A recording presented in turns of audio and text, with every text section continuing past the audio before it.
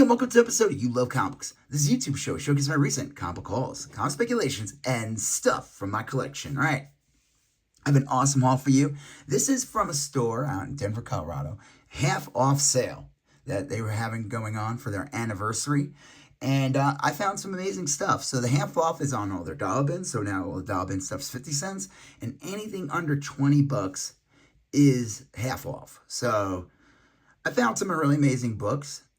Let's get right into it. But before I do, actually, you're going to have to hit that like button. That's right. Can't move forward until you hit that like button.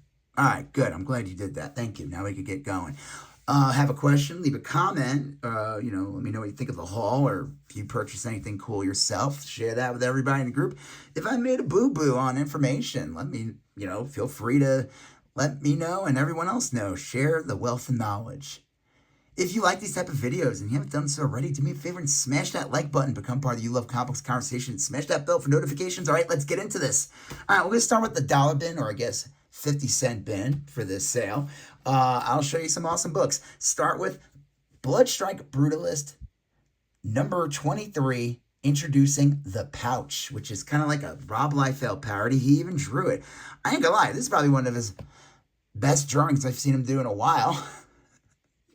He should stick to like robotic stuff. I mean, obviously this is a leather pouch, but the whole blockiness of it. I even find it funny that the gun is also a series of pouches. This has a bit of value. This is like a $15 to $20 book, and then graded it goes for way more. So that's pretty cool. These are good books to get. These are not dollar bin books. I mean, I guess they are because they were in the dollar bin, but you understand what I mean. Or I guess they were 50 cents. So not bad to get. Lady Deathstrike's first appearance. Now she does the person who becomes Lady Deathstrike, I forgot her name, first appears in a Daredevil comic like 197, but this is where she becomes Lady Deathstrike, as in Alpha Flight 33 and 34. Not bad books again in the dollar bin. Really cool.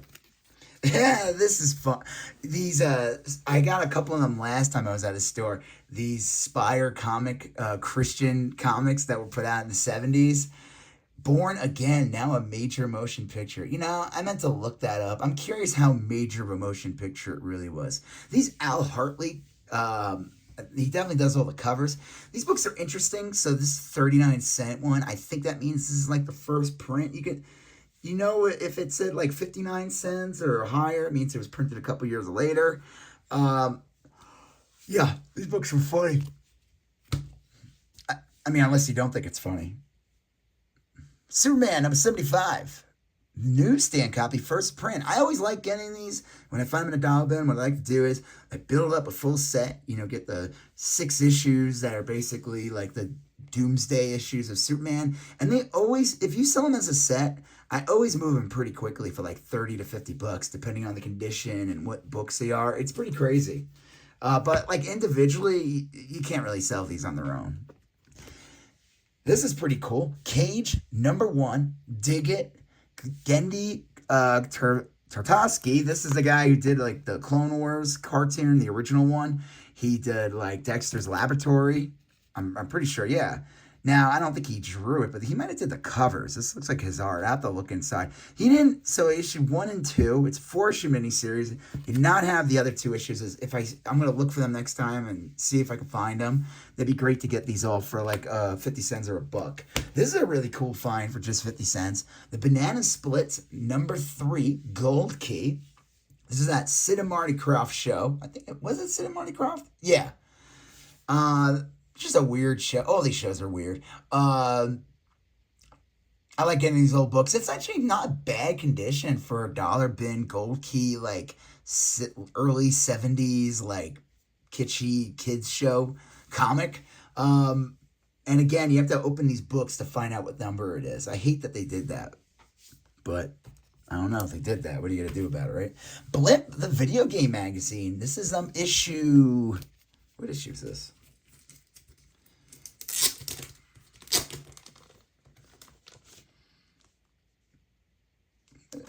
Does it even have an issue number? Well, it's April 1983. Blip. I don't know. Now I gotta look this up. Look at it. Now, Blip, like number 1 or something like that, is the famous issue, and that goes for a bit. Then has the Mario First, like, considered the first appearance of Mario in any comic. So this is issue 3. That's pretty cool to find in the dollar bin. If I find these, I think there's only like 10 issues. Obviously, that Mario book's going to be pretty pricey. That could go for like $50 to $100. But happy to grab these. If I find them in the dollar bins, I'll definitely pick them up. Try to complete the series and whatever. A-Team number 2. That's pretty cool for just $1. It's in really nice condition. It was a 3-issue mini-series from Marvel. So that's cool. Battle Book Storm number 1. These are like weird, like kind of role-playing games that they, you know, I found an Iron Man one recently. There's a whole bunch of them, so I don't know. I'll try to put a set together if I find them in like dollar bins, 50-cent bins, or whatever. All right, this is pretty cool. These are the last of the 50-cent bins, and then I'll move on to the non-dollar 50-cent books, whatever. Captain Canuck number 13, number 12. Number 11, Beyond. Number 10, number 9. What issue is this? Number 4, and number 3. That's pretty cool. I was hoping he had more of them. It's funny, this comic's kind of like I mean, it's Canada's superhero. This kind of got like a little bit of resurgence because there was like something with Canada early in the year, so there was a lot of interest in stuff like this, and Captain Canuck number 1 was going for a bit. I figured this would be a fun thing to try to get all of them, and, you know, put them out as a set or something at some point. So that's something to keep my eye out for, Captain Canuck books. All right, here are the non-dollar bin stuff now. So this was priced at $4. It was now $2. Red Hood Outlaw 35. These variant covers of Red Hood actually have a bit of value, like, which is pretty cool. This one's not one of the crazy ones, but some of them have, like, they go for like 60 to 70, 80 bucks. And they're just like the B covers. Like, they're not like, as far as I know, like 1 in 25s, 1 in 50. Like, they're just so DC Comics, what they were doing, they were putting out these variant covers. Now, I don't know about this one because this isn't a cardstock, but they would put out the regular one and then they would do a cardstock cover that was like more painterly, and that would be their B cover. I don't know, but this is pretty cool. All right, this is an awesome book to get. I'm glad I finally found this and that I got it for pretty cheap, and it's in decent condition.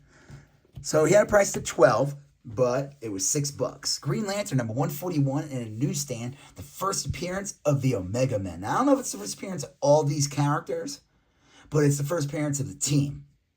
That's a pretty cool key to get. Omega Men is where Lobo first appeared. Not to say, so who knows, like, if the Omega Men, see, James Gunn being in charge of DC now, the DC movies, Lobo is already 100% confirmed for Supergirl and supposedly for Superman Beyond. Omega Men, Legion, maybe he'll do some kind of mix of them. That's going to be like kind of your Guardians of the Galaxy of the DC universe. I'm sure he doesn't want to be too on the nose with that, but who knows? But this is a good book to get. I've been wanting to find, I always had a hard time finding this issue. You know, it's not an easy one to come by, actually. I know someone will be like, oh, I found it everywhere for a nickel. That's great. Good for you. Whoever you are.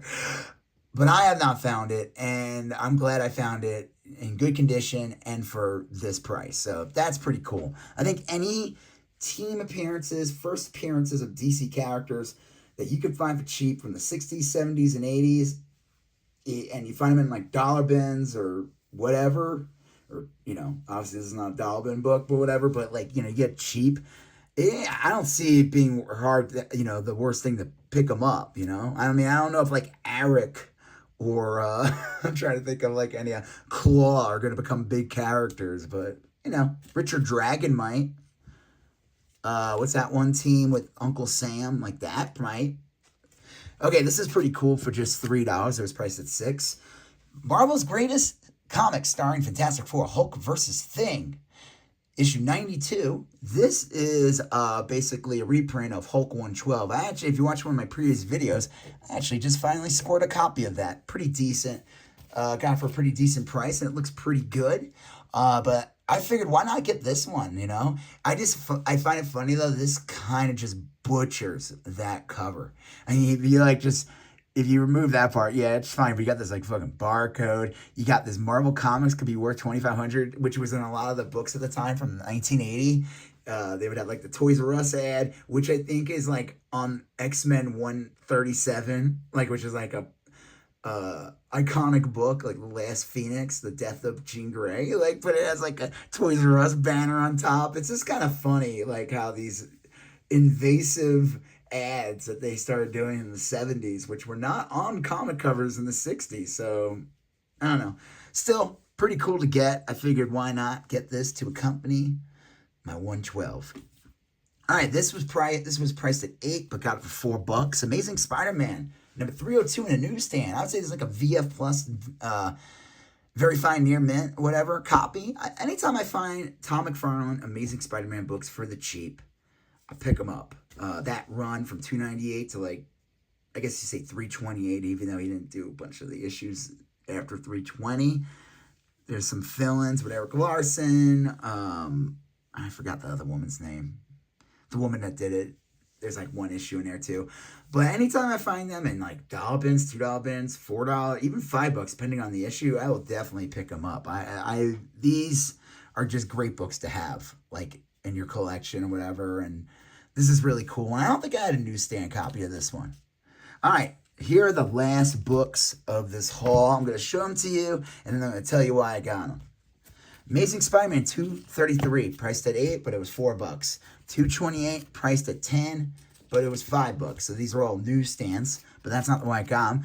Amazing Spider-Man 231 for $10, I got it for $5 because it's half off. And then Amazing Spider-Man 220 for $15, got it for $7.50 with this iconic Moon Knight cover.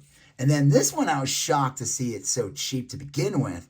And then it only being $5 is an amazing get. Amazing Spider-Man number 229, part 2 or part 1? They might be part 1 of the Juggernaut storyline. So, why did I get these? Oh, well, let's start with this. I'm going to have to open them up. I noticed these when I was in there. I had a stack of like other books and I put them away because I can't buy everything. And I was like, okay, I'm getting these. So, it's Mark Jewelers. Amazing Spider-Man 233, Mark Jewelers. That's really awesome. I don't know, one of these, I think this might have been, not this one, but I picked up one and then I started noticing, I'm like, these are all the same weight. They're always a little heavier. Because it's like, imagine the Mark Jewelers ad is like almost a similar paper, if not even, that's like the cover. So it's like, you know, it's like it'll feel like a double cover book or something. So here again, Mark Jewelers, Amazing Spider-Man 228. This is and these are all in like really nice condition. Getting Mark Jeweler books in really good condition is actually pretty tough. Like they demand a premium already, depending on the title. Like I had some Micronauts, no one cared. You know what I mean? I had some Warlord, no one cared. But like when I get X-Men, Hulk, the X-Men ones, Spider-Man, which I have now. Anytime you get those, like people seek these out. Amazing Spider-Man 231 with this awesome cover. Is this a Frank Miller cover? Who did the art? Well, John Romita Jr. did the art. And it might be. His style is starting to change here. Like, if you go earlier, because John Romita Jr., like, he's like kind of, he's in a hybrid stage right now, but like John Romita Jr.'s art in like, in his early work is just very traditional. But this is cool. So again, another Mark Jewelers. That's really cool. And again, really good condition. Let's see what else. I'm pretty sure these were Mark Jewelers. That's why I bought them all. Yeah, here we go. Mark Jewelers in that Moon Knight issue. So that's really cool. And then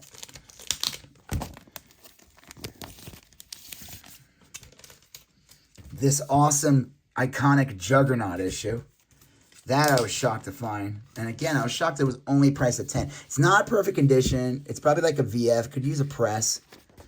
But Who did the art too? Yeah, John Romita Jr. Again, I mean, yeah, this Juggernaut storyline was always like a big deal, especially when I was a kid. So yeah, that's awesome. I looked this up. In a worst grade, this thing sold not too long ago for $80. I'm telling you, like, you can name your price with these Mark Jeweler books, depending on the title. Like, no, if they don't care about the comic, they're not gonna buy it. You know what I mean? But like, if it's a key from Spider-Man or anything, like, they got value. And then speaking, all right, here are the last two issues of the haul. And I saw these first, and I was like, what? So we got Star Wars number 44, again, priced at 10, but I got it for 5 because it was half off. And then Star Wars 39, he had it priced at 20. This already goes past the threshold, so it wasn't half off, but he gave it to me for 16. So that's pretty cool. He took 20% off. That's awesome. So why did I get these? Well, it's not a mystery. You can clearly tell why I got them. It's a Mark Jewelers. And I have the entire series of Star Wars Volume 1. You know, a couple of doubles in there. I've doubled up on some of these the Empire Strikes Back issues, which is awesome that both of these are. I gotta look and see if I have some Mark Jewelers in there. You know, I bought some of them a while ago when I didn't really even know what that was. I should look through the box and see. But again, this one too. And this one's in really nice condition. This is the first part of the Star Wars Empire Strikes Back. It's kind of funny. This is almost considered a reprint when they took Empire Strikes Back and put it in the Star Wars series. Return of the Jedi, they did a separate 4-issue series. But this one, they interrupted their Star Wars comic to be basically an Empire Strikes Back adaptation. So from 39. So we got part 1 and part 2. The most expensive ones are going to be issue 40, which is the first appearance of Yoda. 41. Wait, hold on. No, 41 is the first appearance of Yoda with a cameo, I think, of Lando. I don't know. And then Boba Fett's the big one. That's issue 42. And that book's expensive with him on the cover with the Dengar and Bosk, and then 43 is considered first Lando or first Lando cover. I don't know. But those all have a bit of value, especially that Boba Fett one. But these are great. This is like a good run to get, even just in the Star Wars series. But these being Mark Jewelers, that's awesome. I've never seen Star Wars Mark Jewelers before. They're they're literally in like every Marvel comic, and they are in DC comics too. It's kind of interesting too. They said if you'll know you see a Mark Jewelers, there's a good chance if you see that the store must have stamped it with a little star. Because they were sent to like military bases, like stores that would be in military bases or maybe military towns. But I'm looking at these other ones, and yeah, I've never seen it with the little star stamp before, actually. So that's pretty cool. So yeah, that's awesome. So yeah, this was a pretty solid haul, I think. You know, when I was there and I was buying some stuff that I wasn't that excited, but then I started seeing these Mark Jewelers, especially the Amazing Spider-Man, and I just was like, all right, here we go. And I spent a lot more than I wanted to, but to get these for the price I paid is pretty amazing. So yeah, this was an awesome haul. If you haven't done so already, do me a favor, smash that like button. Become part of the You Love Comics. Become part of the You Love Comics conversation by hitting that subscribe button. Leave a comment. Smash that bell for notifications. You're gonna see two links in all my videos. One for my Instagram, where I show stuff from the haul, stuff from the collection, and check out my eBay, where I sell comics, trades, toys, video games, vintage tees, and more. All right, I'll talk to you guys. My God, you guys see a previous video here. You guys see a previous video there. You gotta hit that subscribe button. I'll talk to you guys later. Have a good one. Bye-bye.